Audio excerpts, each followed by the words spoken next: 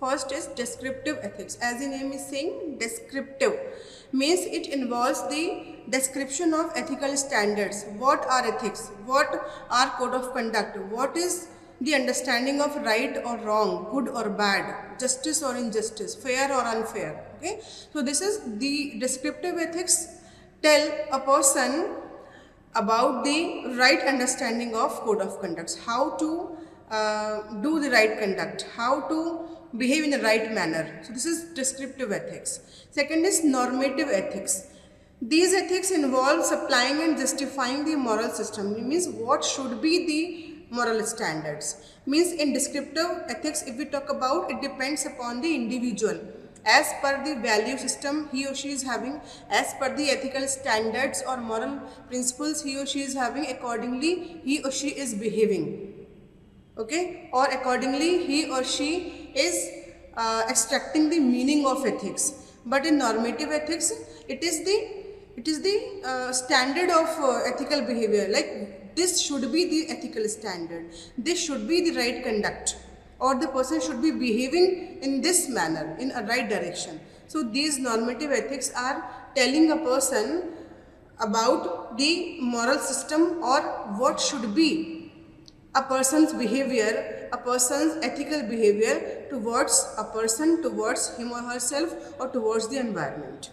Now, third is applied ethics. How moral outcomes can be achieved in a specific situations. Means how you or at what extent you are applying the ethical behavior or ethical standards in your personal as well as your professional life, so that you can achieve the goals, you can achieve the targets in your life. Okay, so applied ethics tell a person about the outcomes that can be achieved in any specific circumstance, any specific situation.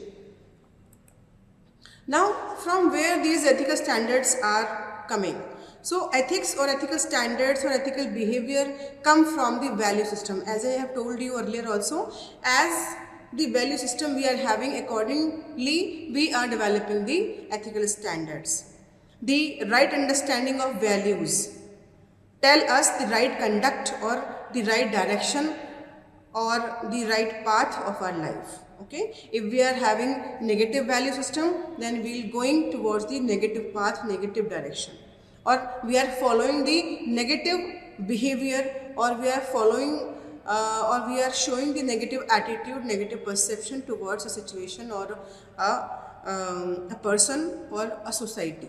Okay, or if we are having the positive value system, then accordingly our ethical behavior will be shown to the people, to the environment, to the society. Second is locus of control. Locus of control means the degree to which you can control your emotions, you can control yourself.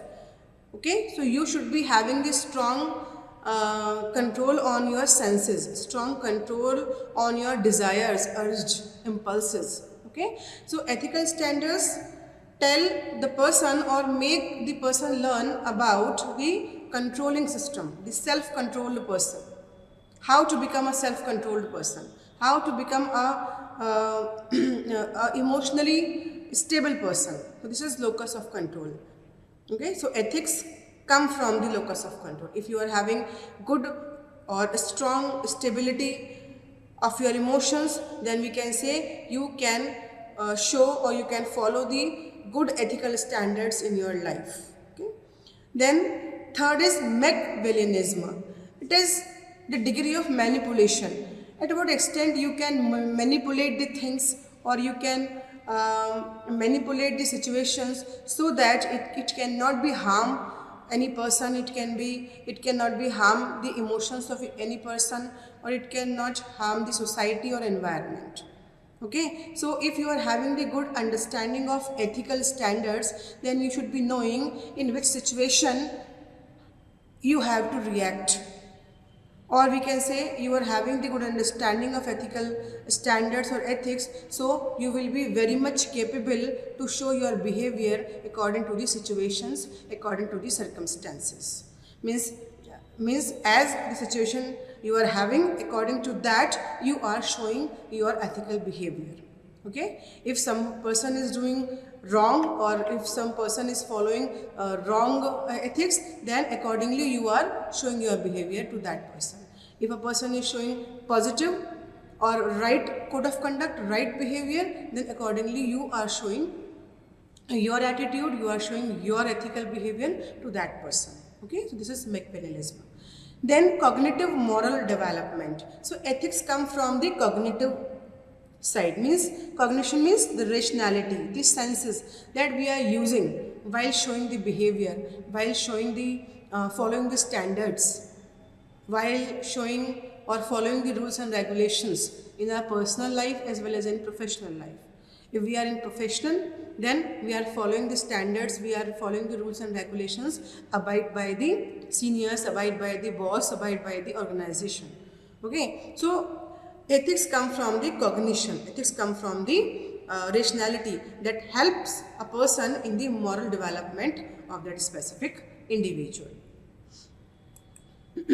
Next, there is a term ethical relativism. What is this? This is a belief that there is no universal standard that defines what is right, what is wrong. Means it depends upon the person who is telling right or wrong. Maybe in a situation I am right, but in your opinion I am wrong. Or maybe sometimes what is considered right in one society can be considered wrong in the other society. So what I mean to say that it is the belief or it is the principle that defines that there is no absolute truth in the ethics. There is no description of right or wrong in the ethical standards. Okay, it depends upon person to person, like it depends or it comes from the upbringing, it comes from the background, it comes from the culture, it comes from the religion, it comes from the thought process or knowledge or information you are having. Okay, so according to all these aspects, your ethical behavior is shown to the people, to the environment, to yourself. Okay, so this aspect or this belief tells that there is no right or no wrong universally. Okay, one person can be wrong in the eyes of other, one person can be right in the eyes of other. Okay, this is ethical relativism. The next, ethical universalism. As the name is saying, universalism means universal. There are some standards, there are some ethical values, there are some moral values that everyone is following in the same manner. Maybe the person is having different background, different religion, different culture, different country. Still, some values may become same. For example, honesty. Okay, everyone likes honesty. If you are not honest, then you will be not accepted by the environment. You will be not accepted by the society anywhere, whether in your nation or in other nation. If you are trustworthy, then you will be accepted by the people. You will be favored by the people. You will be liked by the people.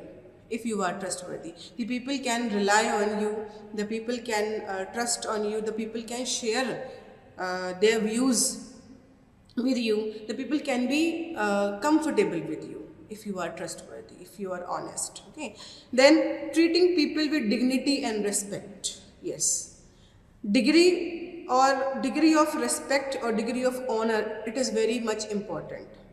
Okay, whether you are dealing with the seniors, whether you are dealing with the authority, whether you are dealing with your youngers, okay, everywhere you need to give respect. If you will not give respect, then you will not gain the respect. Okay, so it is a two-side game. Like when you will give the respect, then only you will have the respect. The people will give you the respect. Okay, so these are some ethical standards that are accepted universally. Wherever you go, all these ethical standards, ethical values matter a lot.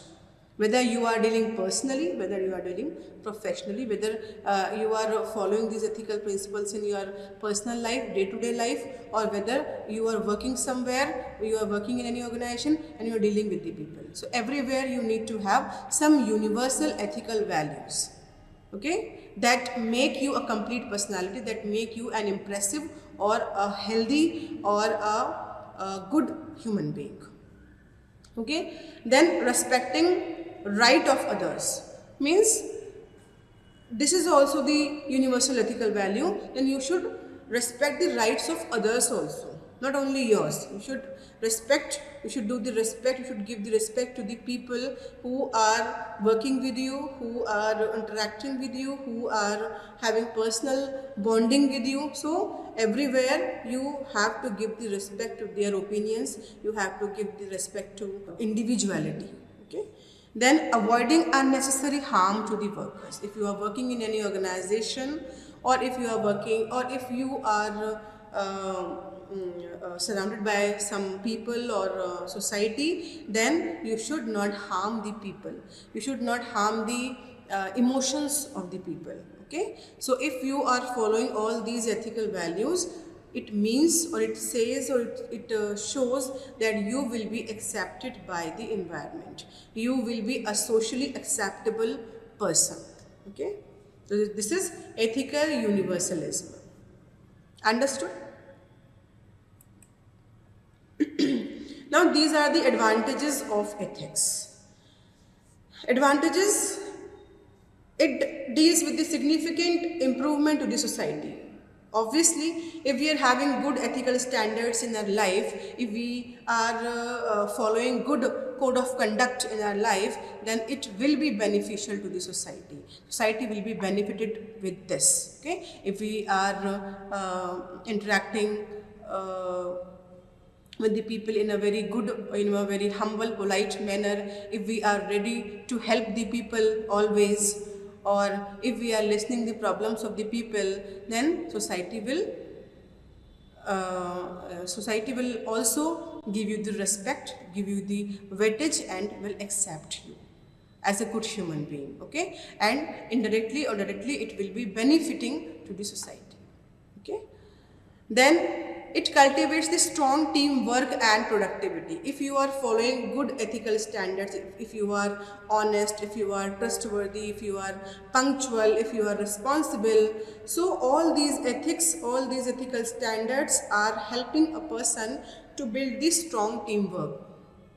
Okay, if you are a leader of a team and you are having good ethical principles, then the workers, or we can say the team members, will follow you, will obey your instructions, will give you the regard. Okay, will listen you, they will listen you as a boss, as a senior. Okay, so this will impact a strong teamwork or strong team cohesiveness. And automatically, when there will be a strong teamwork, when there will be a strong team, okay, doing a particular thing, doing a particular work, then automatically the productivity will be high. Okay, and they will be more productive when they will be in a team, they will be in a good team. Okay, then ethics support individual and employee growth. Okay, because if as a person, as an individual, you will follow the ethical standards in your life, then it will give you the growth as an individual also and as an employee also. Because whenever you are working somewhere and whenever you are showing punctuality, sincerity, honesty, integrity, responsibility, accountability, so automatically your growth will be there. The boss will consider you, will consider your efforts and may promote you. Okay. And then ethics build a code of conduct to regulate the behavior. Okay, so ethics are very much helpful to regulate the behavior of an individual. As we are having the ethical standards, as we are having the ethical values in our life, accordingly we show the behavior. If we are having negative ethical standards, negative perceptions, or a negative value system, then accordingly we will show negative behavior. We may be rude to people, we may be harsh to people, we may be non-cooperative to the people. Okay, so like this, the ethical standards impact the behavior of an individual, and it's vice versa also, right? Then ethics help in quality management, strategic planning, and diversity management. Diversity management means if the organization is dealing with different uh, aspects, with different businesses. Okay, so if you are having good ethical standards, so in every business, in every diversification, you are following the same standards, so that your goodwill, the business goodwill or the goodwill of the organization can be maintained, and the customers will prefer to purchase the product of your brand. Okay, then it helps in the quality management, because when you are following the ethical standards in maintaining or managing the quality of a product, if if you are not compromising with the quality, if you are not compromising with the ethical standards, ethical policies, ethical rules and regulations, okay, so automatically the product will be highly demanded by the people. Okay, and the growth of the organization is obvious. So it helps in the quality management, strategic plannings, and diversity management, right? Now there is a term ethical dilemma. When we talk about ethics, means right or wrong, good or bad, fair or unfair. So there is a term that comes in the ethical standards, ethical dilemma. Dilemma means the confusion. Okay. So ethical standards or ethical dilemma is the situation, is a moral situation in which the people are in dilemma, in the confusion, what to do or what not to do, what is right or what is wrong, which decision will be going to benefit you or which decision will be going to harm you. Okay, this is the situation, or we can say it is a moral situation in which a choice has to be made by a person, by an individual, between two or more equally undesirable alternatives. Okay, or we can say it is a problem in the decision making process. The people are failed to decide what to select or which alternative is best or which alternative is not best, which alternative is least priority, which alternative is the most priority for a person, for a business. Okay, so it is a problem in the decision making process between the two possible options, neither of which is absolutely acceptable from the ethical perspective. Okay, so as you can see, this is the structure of ethical dilemma. As you can see on the screen, in the picture, doing what is morally right may result in a bad outcome or a bad effect. Okay, doing what is morally wrong can result in the good or at least better effects or outcome. So people are failed, people are not capable to judge, means if they are morally right or if they are following the good moral values in the business or in the personal life, then they think that bad results can be generated from that.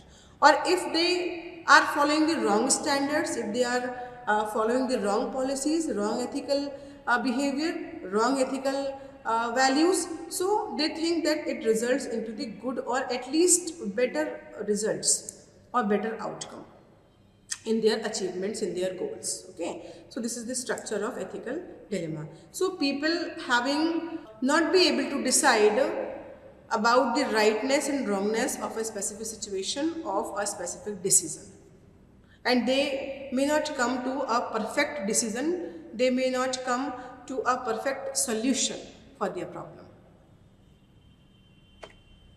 Now, there are some approaches to solve the ethical dilemma. How to solve this ethical dilemma? First is the utilitarian approach. It is the approach that is adopted by the people to generate the greatest good.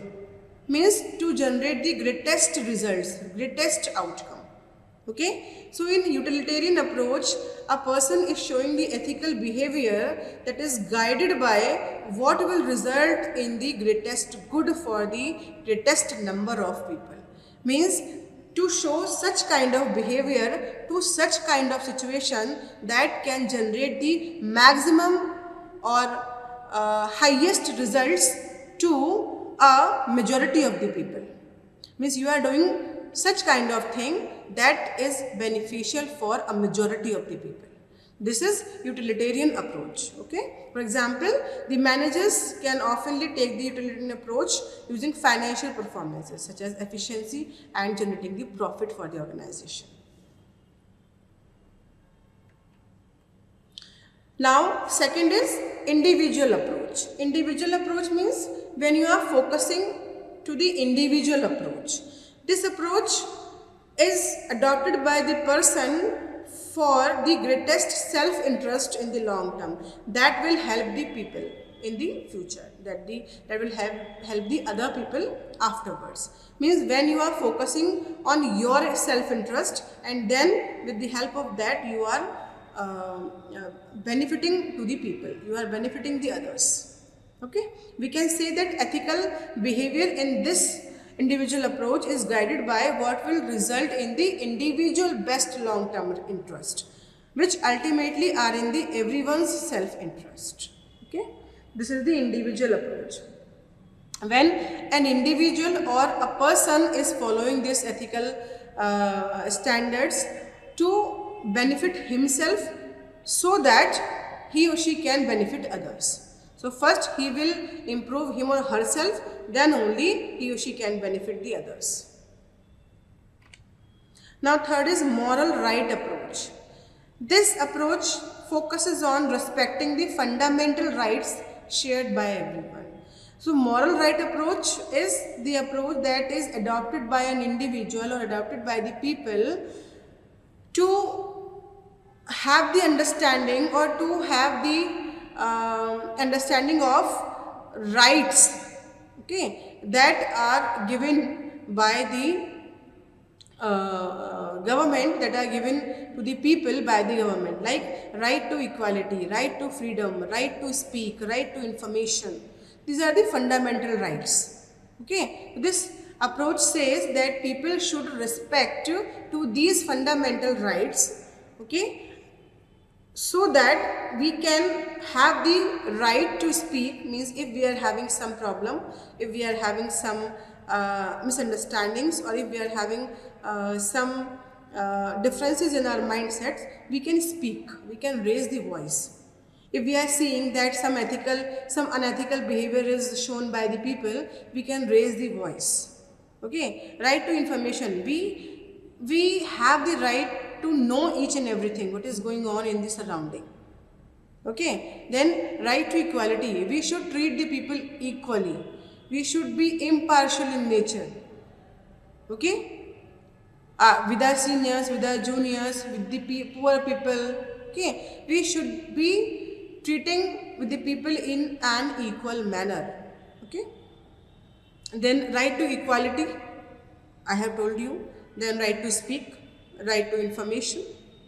Okay, so all these basic fundamental rights can be improved if the moral right approach will be adopted by the people. Okay, so that the ethical standards or ethical dilemma can be solved by the people. Because if they will be having the right understanding of fundamental rights, then they can work on removing the ethical dilemmas in their life.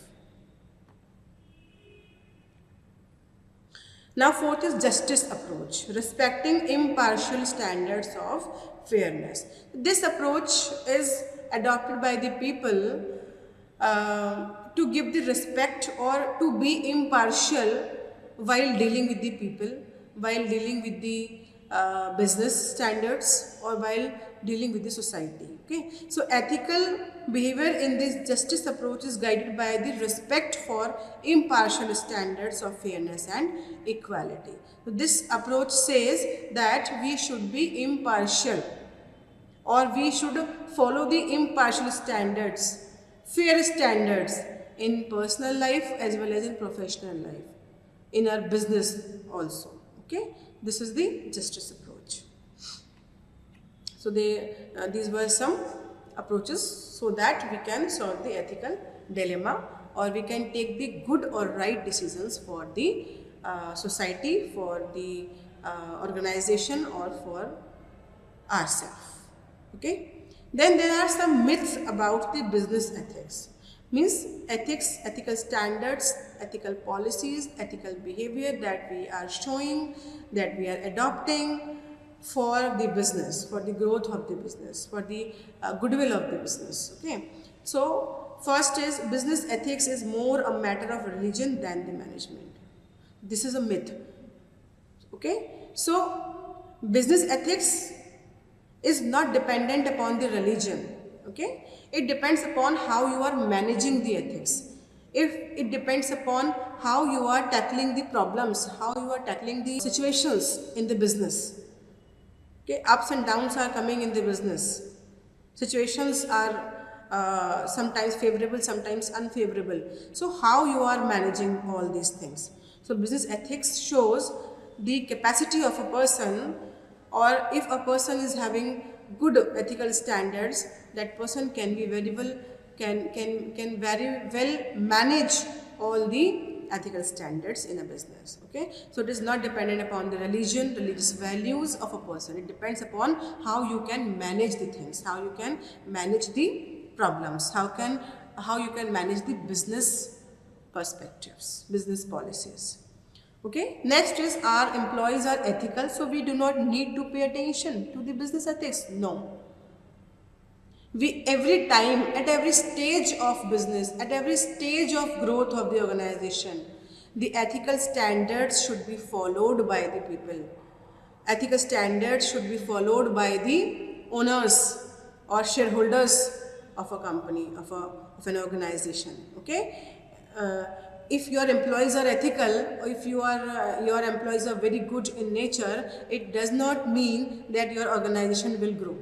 Your organization will only grow when you will be showing the ethical policies, you will be following the ethical standards in your business, right? Next, business ethics is a discipline best led by philosophers, academics and theologians. Okay, so business ethics is a discipline that is followed by the people who are running that business. Okay, it is not dependent upon the philosophers who are saying some definitions, who are describing the business ethics. It is not dependent about the academicians, whatever they are saying about the business ethics. It depends upon the situations. Whatever situation is coming into the business, accordingly you have to manage the things. Okay, sometimes the sale is down, sometimes this customer demand is very low, sometimes the quality is very poor of a product. So in different situations, how the managers have to take the decisions, it depends upon the practicality of the aspects, not on the philosophy or academics of, or the description of a business ethics in any book or in any magazine or in any journal. Okay, then business ethics is superfluous. It only asserts the obvious, do good.